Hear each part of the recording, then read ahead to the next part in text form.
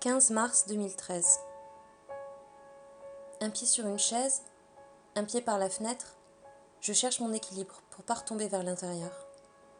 La grande évasion, c'est aujourd'hui.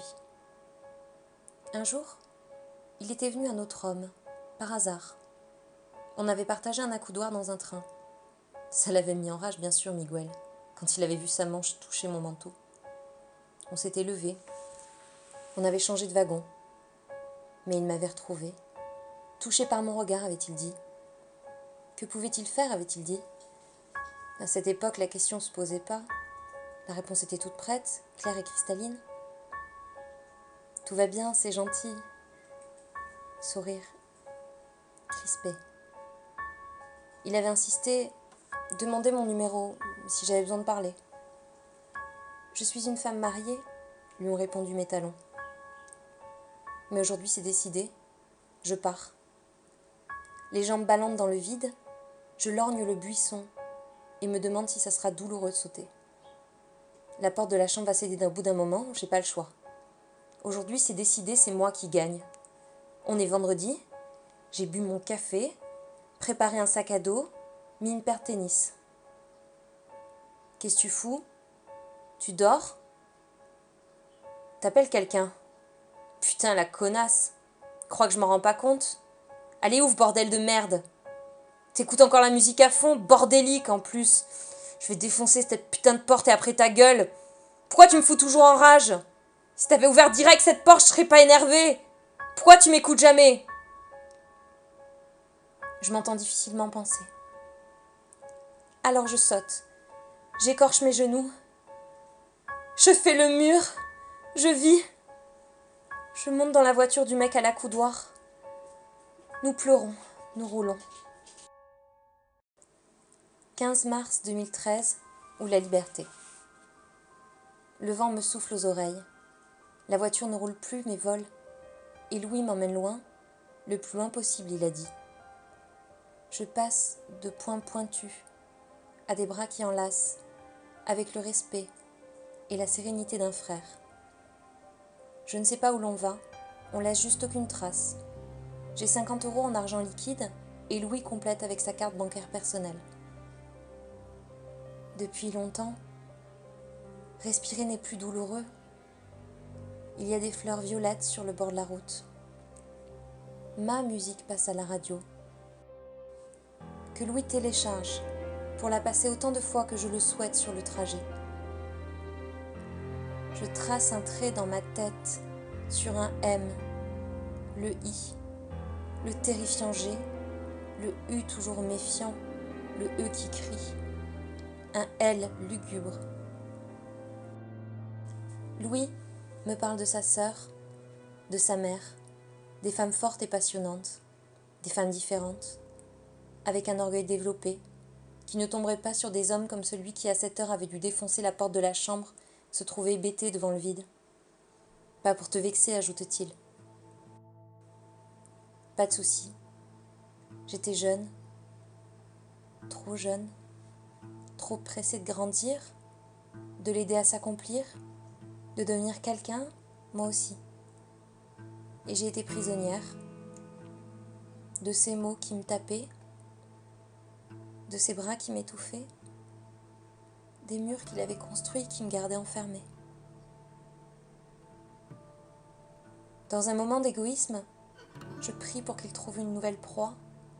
Je suis épuisée de la chasse. Louis me dit qu'il y a de l'herbe où s'allonger pour dormir en paix là où on va.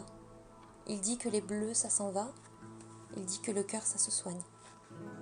Tu verras, je t'amène voir les montagnes. 16 mars 2013, ou l'inspiration. Quand le moteur s'arrête, je me réveille en sursaut, coupable de m'être endormie sans avoir fermé la porte. Mais je suis assise sur un siège de voiture, confortablement recouverte d'une couverture noire. Louis pose gentiment sa main sur mon bras, embêté de m'avoir effrayée. Dehors, ce sont les dernières lueurs du soleil. Les couleurs sont encore chaudes, comme si le ciel entier me souriait. Je n'ai enfin plus peur. Je pose les pieds sur le sol de son enfance. Il a été élevé avec son frère et sa sœur. par sa grand-mère et sa mère. Il n'arrive pas à se souvenir de son père. D'ailleurs, ce n'est pas le même que celui des deux autres, mais qu'importe. Ils ont joué ensemble et fait les mêmes bêtises, dit-il. Il voudrait les voir plus, mais ils se sont éloignés, ajoute-t-il. Louis voulait me sauver. Il m'a arraché à ma cage, aux cris, aux blessures, aux meurtrissures de l'âme et aux serres de Miguel. Ce nom brûle. Saurais-je le dire sans trembler un jour ? La maison est toute petite et brune, un vrai chalet savoyard. Louis m'explique que Jocelyne, sa grand-mère, est morte il y a 2 ans et que personne n'a pu se résoudre à vendre l'endroit.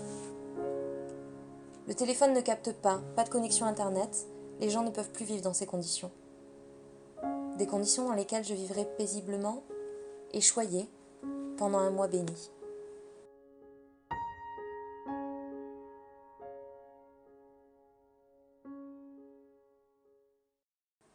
« 15 avril 2013, ou la fin du rêve. Parenthèse enchantée. 2 seules couleurs qui emplissent ma vie, le vert, le jaune, et j'ai mangé autant de baies que je le voulais. Mais tout est impermanent, n'est-ce pas ? Louis m'a saisi la main un jour, au-dessus de la table, il m'a souri, et j'ai su que c'était la fin, que je n'allais pas savoir aimer cet autre, que je ne savais en aimer qu'un, un qui me manquait déjà depuis 3 semaines, que je ne pourrais pas faire semblant, que Louis ne serait toujours qu'un ami, un protecteur. J'ai faim de cris, j'ai faim d'attention, j'ai faim de compliments et j'ai faim d'insultes. Je veux exister. Mon cœur veut battre la chamade. J'ai faim d'explosion, de fureur, de passion. On m'a trop mal habituée. L'adrénaline, l'excitation de la survie, ses bras comme une addiction.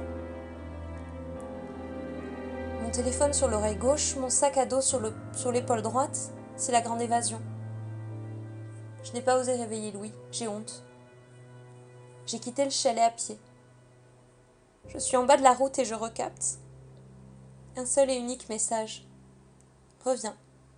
Alors je veux revenir. Le coup de téléphone est difficile à passer, j'ose pas parler, mais c'est lui qui parle. Il me dit que le prochain avion part à 11h50 et qu'il m'a pris un billet. Il me dit que je lui ai manqué. Il me dit qu'il me fait envoyer un Uber. Dans le Uber, je tremble. Dans l'avion, je tremble. L'atterrissage me fait pleurer. Il est là, si beau, si grand. Ma montagne à gravir, mon épreuve de vie. Et quand si nerveuse, je glisse jusqu'à lui, il me serre très fort. N'essaye plus jamais de partir. Début mars 2016. La lumière tamisée de la cuisine. Je me tapis dans l'ombre dans mon plan de travail. Je me faufile entre les casseroles. Ce soir, je suis aux commandes, mais j'ai l'angoisse de la page blanche. J'ai l'impression que beaucoup de choses se jouent ce soir. Je n'ai pas le droit à l'erreur. Il a dit « J'en ai marre, ce coup-ci tu cuisines ». Je n'ai pas bronché. J'ai juste fermé la porte qu'il a réouverte. Je ne pourrais donc pas mettre de musique. La musique est depuis le début un réconfort, avec ou sans mots, lente ou rapide, toujours forte. La casserole me glisse des mains. Elle tombe au sol dans un fracas. « Qu'est-ce qui se passe encore ?» j'entends. La casserole n'a rien, mais mes poumons me font mal et ma cage thoracique semble les compresser. Les carottes sont coupées une à une sous ma tête baissée, l'eau au bout. Je vois ma main qui saisit la poignée. Je vois son visage et des cloques, sa peau rougie, ses cheveux décoiffés, lui qui passe des fois 10 minutes à les discipliner. Je vois ma solitude, je vois mon désarroi. Je vois comme je suis petite et comme il est grand. Alors je cuis le riz. J'accommode les carottes et amène les assiettes dans le salon.